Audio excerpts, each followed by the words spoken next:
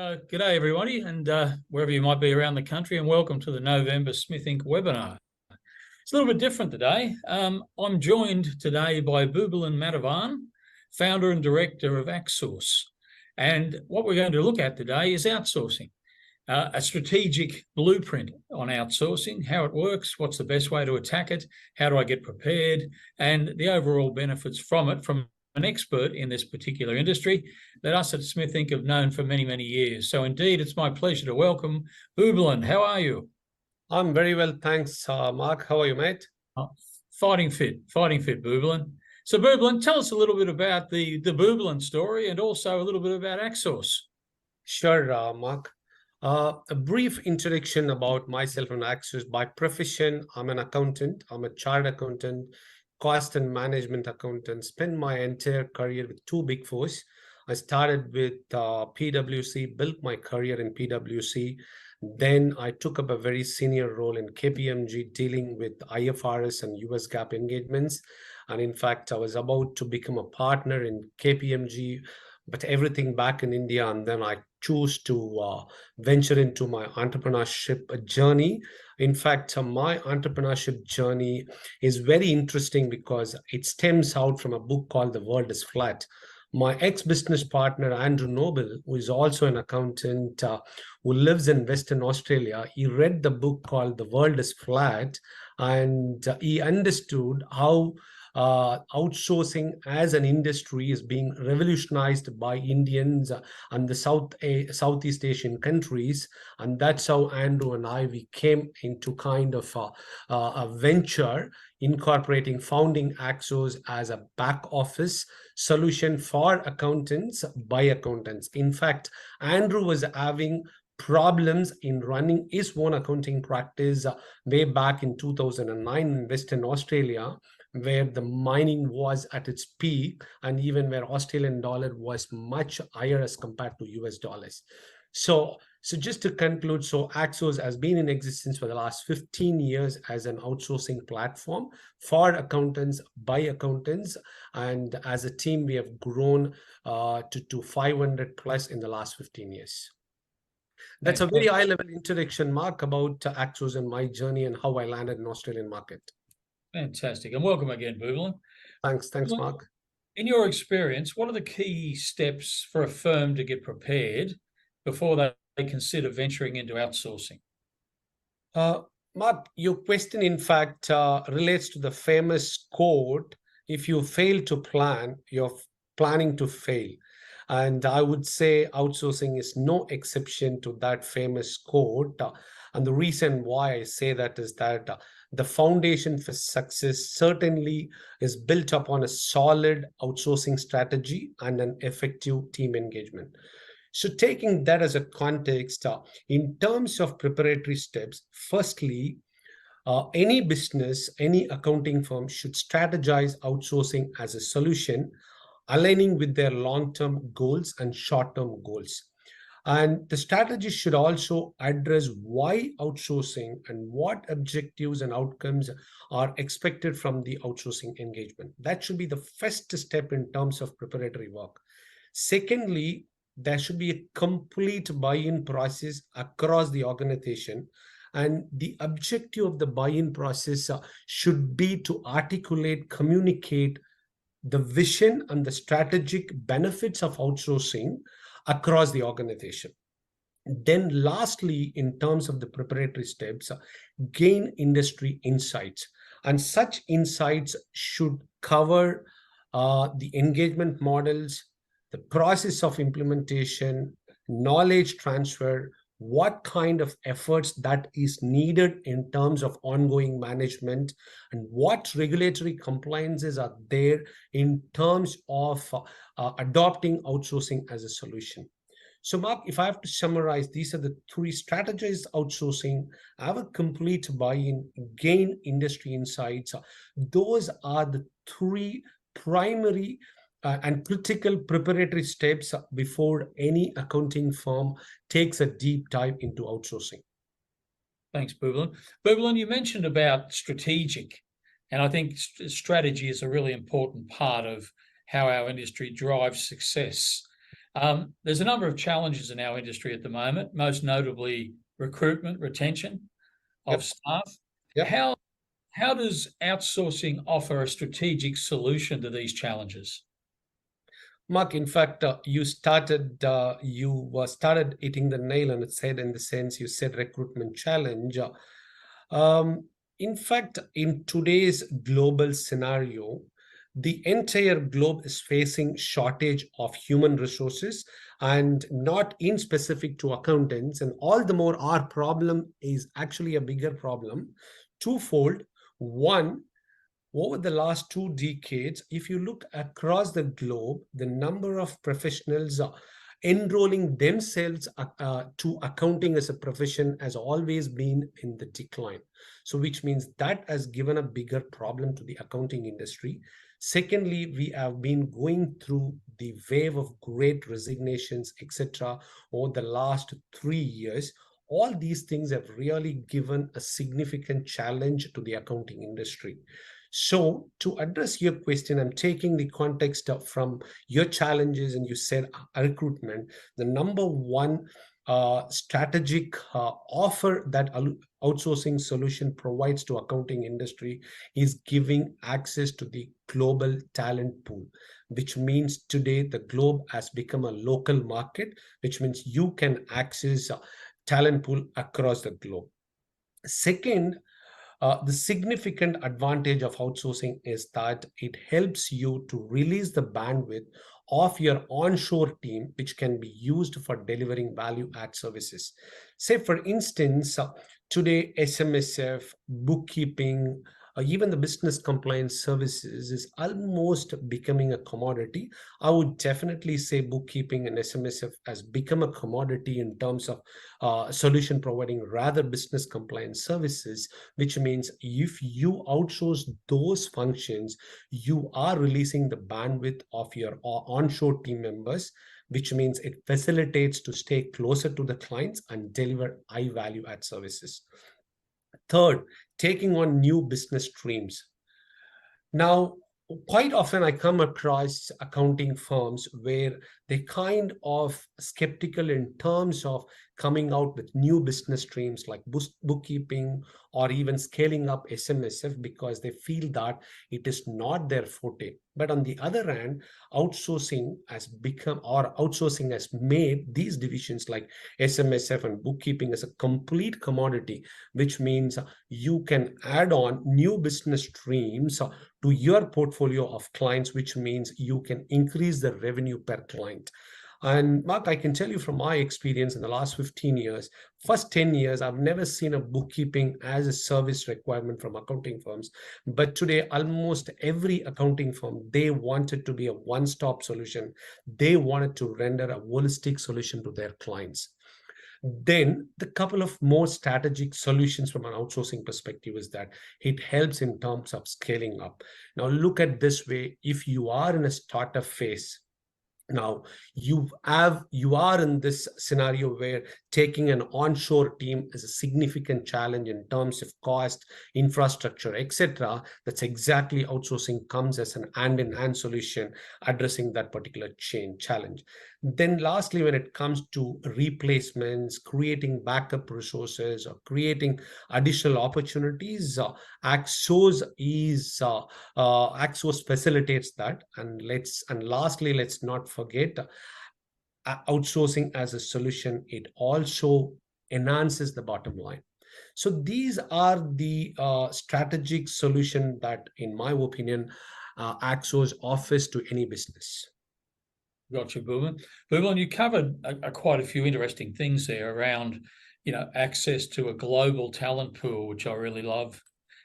Also, the ability to free up capacity at a local level to be able to offer more diversified services, be it value-added services, business advisory, which is something I've been chanting about for years. The common problem is lack of resource, lack of human resource. So it really enthuses me that this, the explosion of outsourcing theoretically can eventually provide some free air for accounting firms to be able to move more so into the value-added type area of their businesses, or at least expand that. Absolutely, Mark. Yeah. Boobalan, I just want to pick up something you mentioned in the preparation stage, and you spoke about buy-in. And I can long remember talking to regional firms about outsourcing and getting, our clients won't like that. We're a small town, they won't like the work being done elsewhere. Interestingly, many of those firms are now outsourcing. Funny thing about that. But buy-in is critical right across the accounting practice, or like any business. Yep. You mentioned it before, but what would be your tips to accounting firms to be able to get the whole team to buy into this strategic vision about how we do business? Mark, very interesting question. In fact, I'll go back maybe 15 years. Rather than going back 15 years, just wanted to create a context to your question. Mark, the last century, the human race has gone through three types of industry revolutions. And I always call it as maybe during the maybe after the World War, we went through the Industrial Revolution, which means as humans, we were focusing more on the survival concept. From there, in 70s, 80s, 90s, we went through the Information Revolution, where the human race moved from survival mode to a standard of living. And from standard of living, now we live in a revolution called social revolution. And the only context I'm dragging this to your question is that you said many years back, the firms, they weren't ready, but today almost the same clients who had what issues they'll have from the client, what issues they'll have from the professional bodies, but every accounting firm is adopted. Now, what is very critical in the adopting is complete buy-in. Rather than the external market, the entire buy-in has to come across the organization. Now, why I went into the concept of social revolution is that we operate in a world of social revolution, Mark. So it's all about collaborative approach in building a collaborative team. So which means the complete buy-in has to be from everyone across the organization.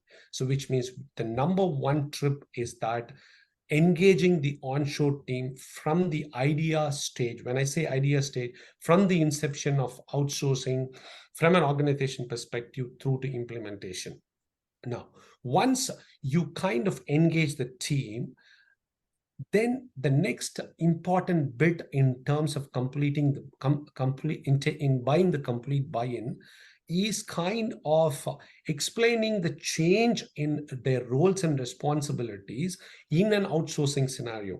And the reason why I highlight this is that many a times, most often than not, it is pursued as that it's going to create a sense of insecurity, or it is going to replace the jobs. And what I have seen is that outsourcing is never a replacement of jobs, or rather it creates additional responsibilities for onshore team members. And in fact, the client service managers or the senior accountants, they get an opportunity, they elevate themselves by moving up in the value chain, in the sense that the senior accountants who were doing the individual contributory role, now they are going to manage a team of offshore team members, which means they are getting into the management operating rhythm, which means there is a career development and professional development managing a team. So that is the second tip I would say in terms of getting a complete buy-in from your onshore team. And the last bit I would say is that effective communication on the outsourcing strategy. We did touch upon in the preparatory step. When I say effective communication, the team members in offshore, they need to understand why the firm is adopting outsourcing a solution. Say, for example, this will also address the pursued risk of insecurity. Say, for example, a firm can have a short-term objective in terms of adopting outsourcing a solution. Say, for example, just tiding over their peak period. Or let's say they wanted outsourcing as a stopgap arrangement because one of their core team member has gone on maternity leave. So when you kind of effectively communicate the outsourcing strategy, then there is no ambiguity with the onshore team members, and that will definitely result in a complete buy-in of outsourcing as a strategy and as a solution, and what to expect out of the solution. That's how I would look at it in terms of achieving a complete buy-in from the onshore team members. Thanks, Boobalan. That's great advice. That's wonderful. Boobalan, there's a few different models, I suppose, of outsourcing, a few different engagement models. Can you shed a bit of light on what those engagement models are for the people online today? Yeah. Mark, for a minute, maybe I'll step away from the accounting industry. If you look at it, outsourcing as an industry, there are 4 different engagement models, those being offshoring, outsourcing, captive BPO, and the last one is build, operate, and transfer model. Now, offshoring is also referred as insourcing or managed operations. And what I mean by it is it's simply like you setting up your branch office in a foreign location, which means the outsourcing solution provider, all they are going to do is that provide you the infrastructure facilities, facilitate the recruitment as a function, but you will manage the team as if you would have hired them locally. And in my experience, most of the accounting firms, they prefer outsourcing, and this is one of the most prevalent and highly used outsourcing model when it comes to accounting industry. The second model is which is outsourcing. More often than not, outsourcing and offshoring is interchangeably used, but I would definitely say outsourcing and offshoring are different engagement models. Where outsourcing is a service delivery model where you define a desired level of output. And this model is generally used where a particular service or a function has become completely commoditized. For example, from an accounting industry perspective, I would definitely say SMSF is completely commoditized. Or the most common example where outsourcing plays a significant role is application development. In an application development, generally the output can be measured in terms of milestone. So that's the second model. The third one is a captive BPO, which is nothing but you as a business, you choose to set up your own back office, which is a captive BPO in a foreign location, but it really requires scale, and it's definitely a time-consuming process because you setting up is capital incentive. It requires understanding the local compliances, local regulations, the cultural differences, the language variances, so which means you understanding those and setting up is a time-consuming process. The last engagement model is build, operate, and transfer model. This is actually kind of a pre-stage if you wanted to adopt a captive BPO. So what the bigger organizations does is that rather than taking a deep dive into setting up their own back office, what they would do is that they choose an outsourcing solution provider. They entrust the task of setting up the operations, setting up the infrastructure facilities jointly for a period of 5 to 7 years. And at the end of the 7 year period of time, the operations are being actually transferred back to the business. So that's kind of approaching a captive BPO, but in a phased manner. So these are the most prevalent engagement models. And from an accounting industry perspective, I've hardly seen third and fourth model, but it happens. But majority of the industry practice is either offshoring or outsourcing. Gotcha. Boobalan, technology plays such an important role in the accounting industry to increase efficiency and streamline processes. How does technology streamline the offshoring process, in your opinion? Mark, technology, okay, let me put it this way. Outsourcing is an IT-enabled service. So which means technology will play a crucial role in terms of adopting as well as successful implementation of outsourcing as a solution.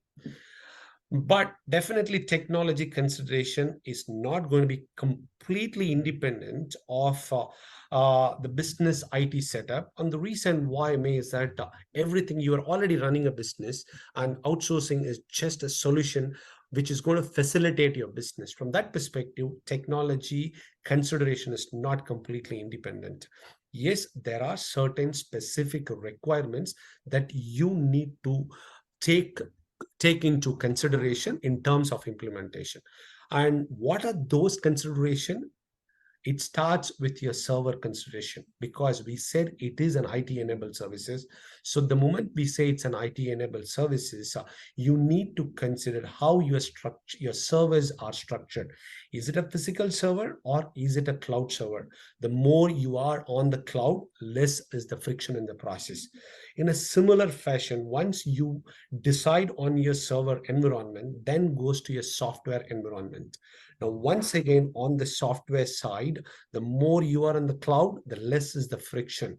The more you are in a desktop application, the more is the friction, which means it is going to bring, the more the friction, the more the inefficiency is built in the process.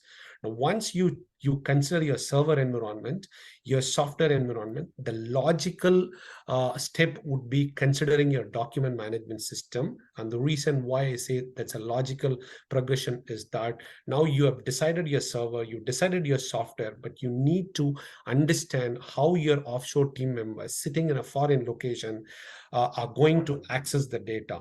Once again, the cloud document management system really facilitates outsourcing as a solution in the most efficient way. Once you decide these three things, the other aspects are pretty much in line with your current IT setup. Say, for example, mail management. You would already have your mail management policies for your onshore team members, and the mail management policies for your offshore team members is not going to be significantly different. So in fact, you can customize using your existing mail management policies. And in a similar fashion, how do you control your data storage policies in the existing setup? So that will also help how you wanted to structure your data storage policies for your offshoring solution. And lastly, couple of important points on the technologies, that on the communication platforms. Communication is very key, critical in terms of building a successful offshore team. So which means you need to really understand the available tools in the market, or if you already have using MS Teams or a Slack or Asana or something like that, you can use the same thing in terms of setting your communication rhythms. And lastly, as the industry has evolved over a period of time, Mark, even ATO has come. ATO is making our lives easy. In fact, when the MyGov has become paramount importance, now what happened to the offshore team members?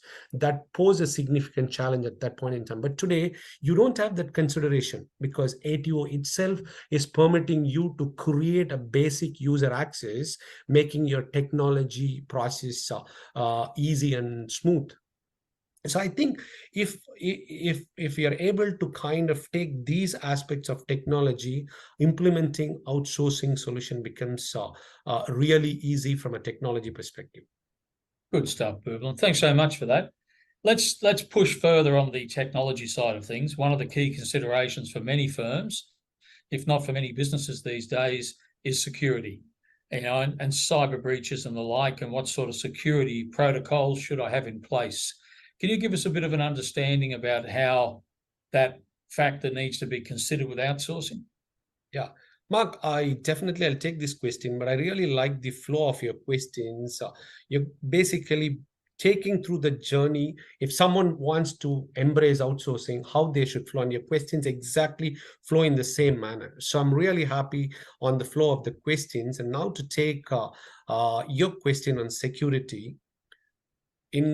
In my 15 years of outsourcing experience, I would say security is one of the biggest considerations in evaluating outsourcing, and it's number one.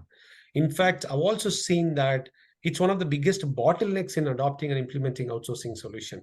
And even today, many firms that I come across as potential clients do not outsource primarily from a data security perspective, but we live in a technology world, and technology is inevitable.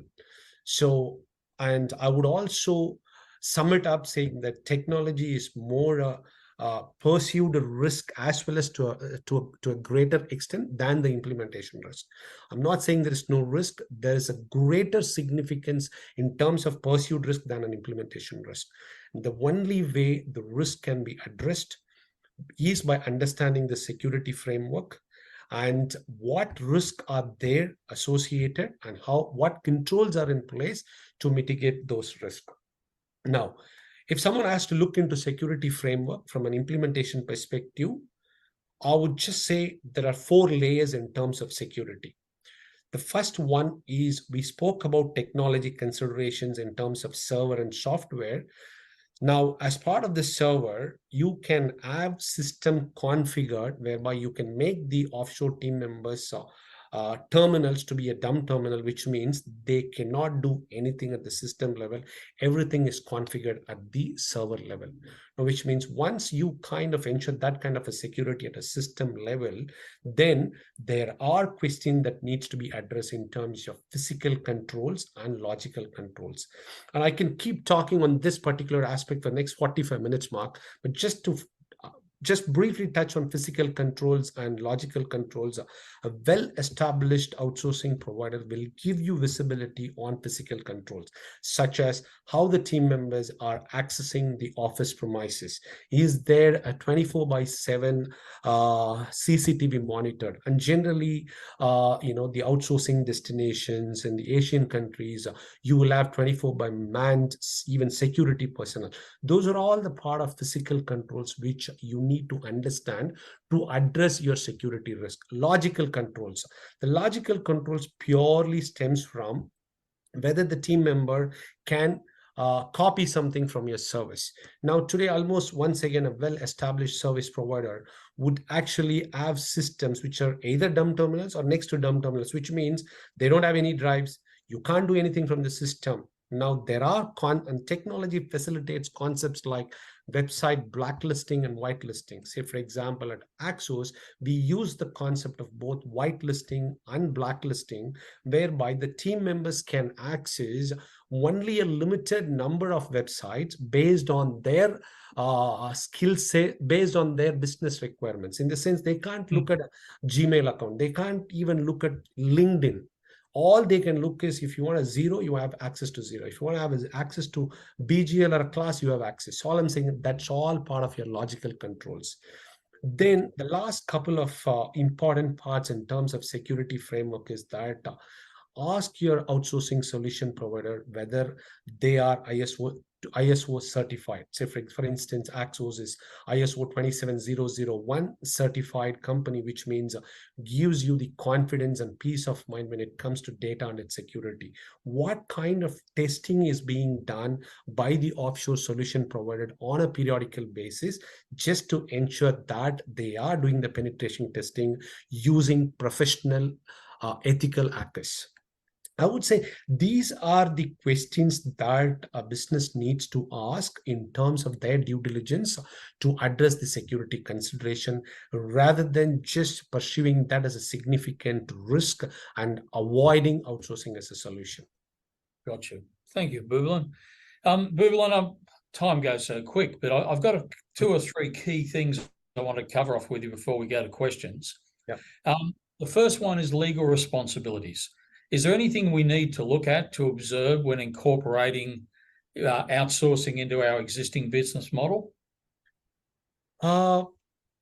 Okay, Mark, the first and foremost legal responsibility is that you have an obligation, a legal obligation, to communicate to your clients that you are using outsourcing as a solution in delivering your services. So this is a legal obligation. But once again, most of the firms are very skeptical in communicating about their outsourcing decision to their clients. And I can tell in my experience, it's definitely a preconceived risk rather than implementation risk. And the only reason why I say that is, Mark, most often than not, when clients have kind of wanted to address this as a challenge, they've actually never, it was only at the beginning they conceived this as a significant risk, but the more they implemented, they never had any challenges in implementing. At the end of the day, the clients trust you, and all they wanted is a good service. As long as you take care of the service levels, outsourcing is certainly the firm's decision and never an issue from the clients. And in my experience, what I've seen, how clients have addressed this challenge is that I've seen different practices adopted by clients. Say, for example, 10 years back, clients, all they used to do is that accounting firms, they just put it in the engagement letter, shove it in the engagement letter, send it to the clients because they wanted to safeguard themselves. I've communicated to the client through an engagement letter. If they haven't read my engagement letter, that is not my issue. But what I have seen is that I've seen clients taking deviation from that approach. Clients have categorized, their end clients, like I have high sensitive clients, I have medium to low sensitive clients.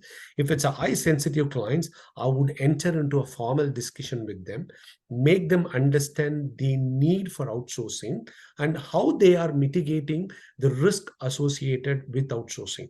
And again, what we have learned from those clients is that end of the day, Mark, your clients are going to talk as long as you take care of the quality services, my data security, they will tell you they don't have any problems in outsourcing.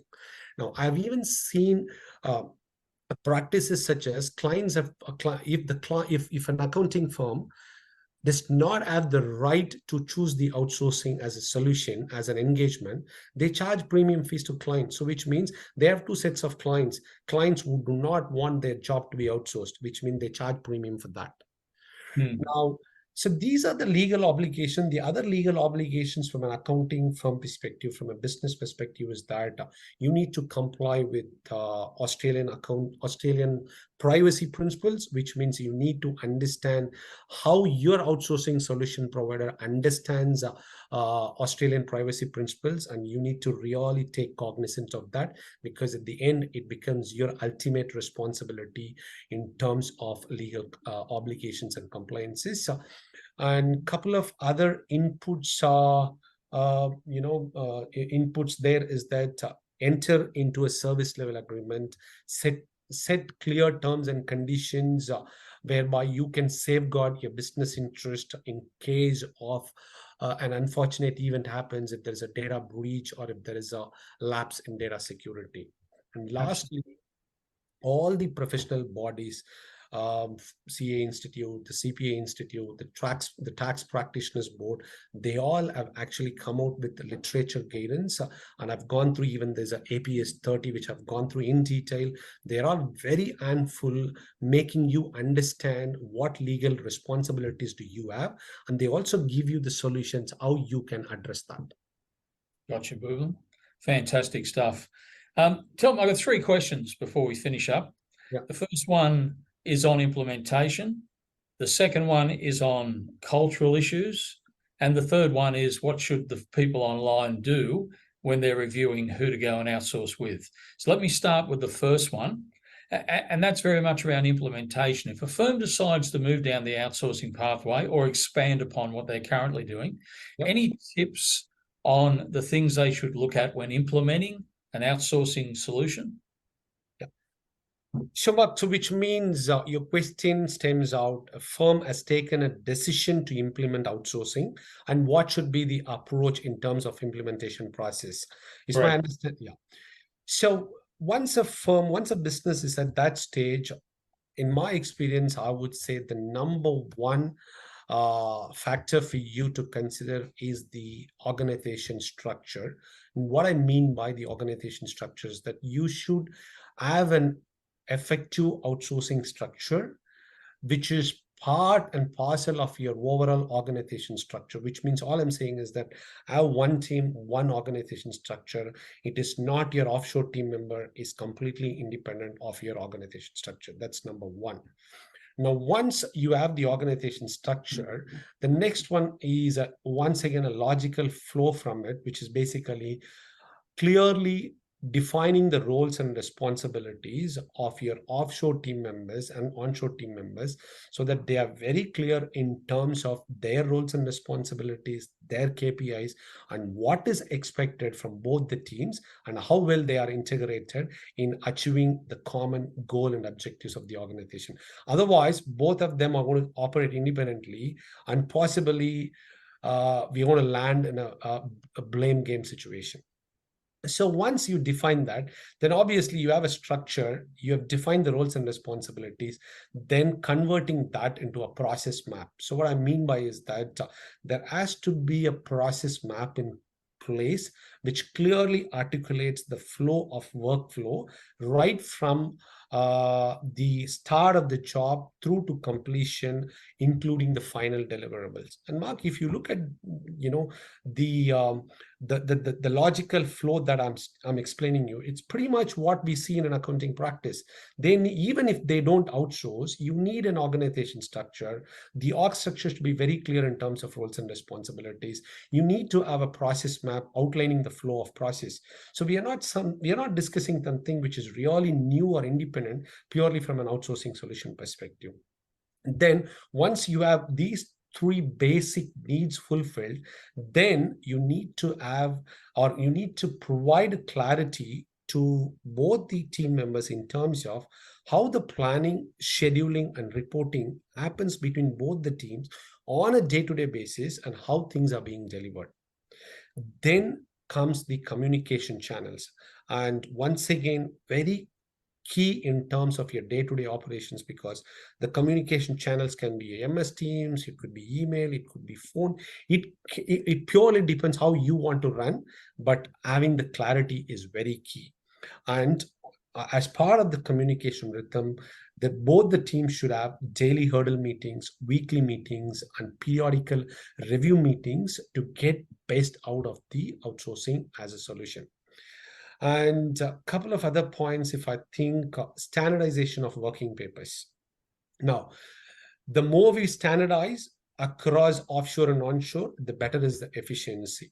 And the last bit that I can think of in terms of implementation is having a project champion. Like any other solution, the better the project is managed, the better is the outcome. So if I have to just summarize in terms of implementation, Mark, have the right outsourcing structure, define the roles and responsibilities, have a process map, then incorporate the planning, scheduling, and reporting between the offshore and onshore team members, set your communication channels and day-to-day operating rhythm, and standardize your working papers and templates that you wanted to use in the practice. And finally, have a project champion just to take care of the project management. That's how I would go about a successful implementation process. Well done, Boobalan. We're running a little bit short of time, Boobalan. I still got two questions I want to get to you. I'll try and keep, Mark, the reason why I'm a bit detailed is that the question that you're asking is very, very relevant from an implementation perspective. I'll try and keep it short and brief. Yeah. No problems at all, Boobalan. Culture. Obviously, firms are employing people from different countries, different cultures, different backgrounds. Any tips at all, very quick tips for the audience on how to understand the cultural differences between the employees onshore and offshore?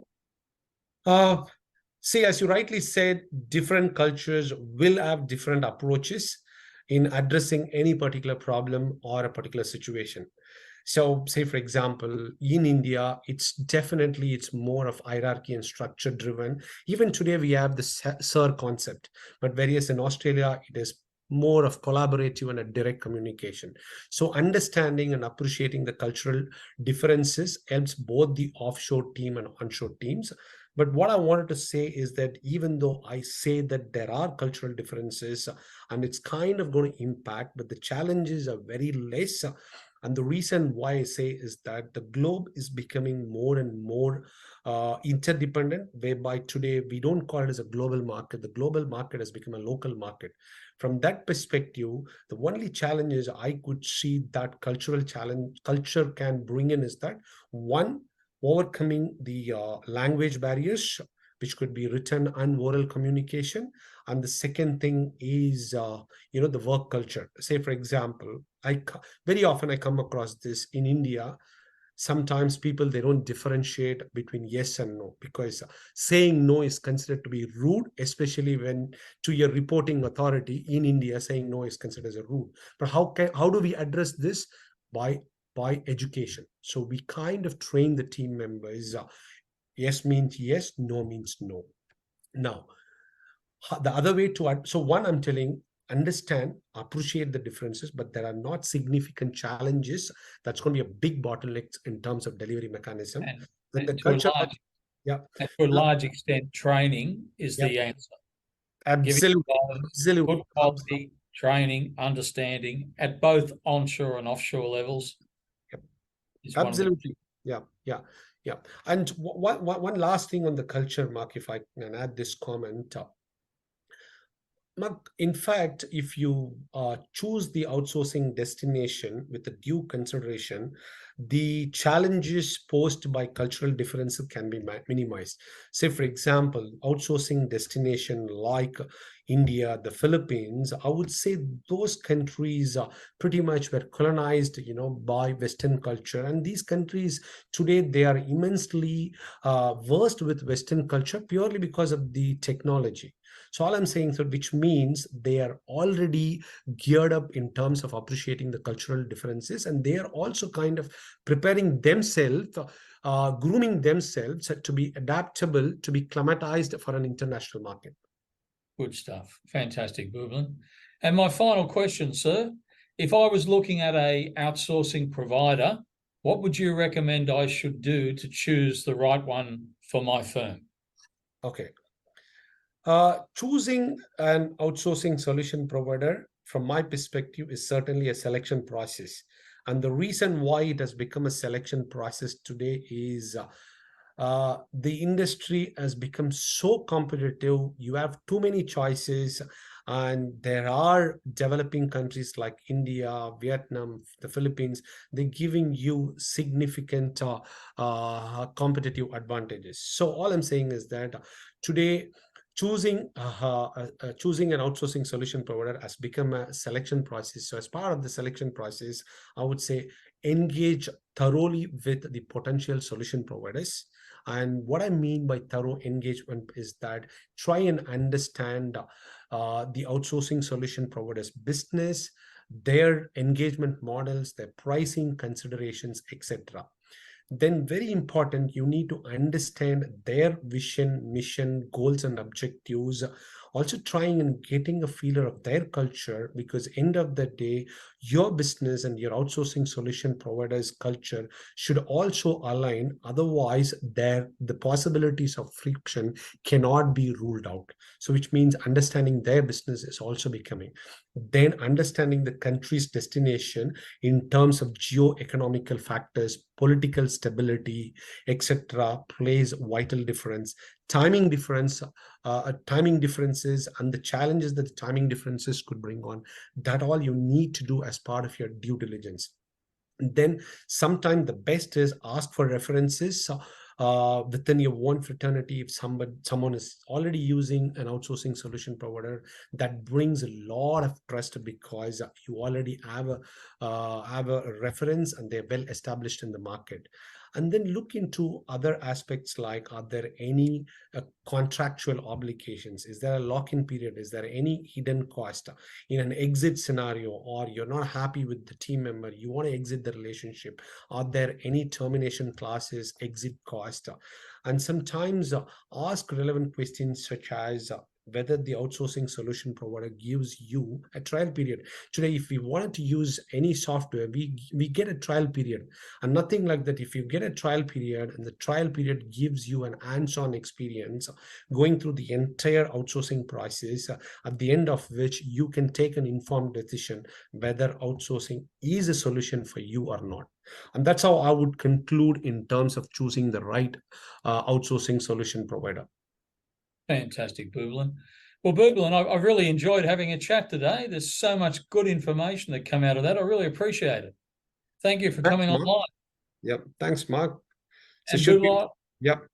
I'm sure many people online today would like to have a further chat with you, or maybe speak a little bit more about AccSource, what it does, how it does it, and why it may be a solution for them.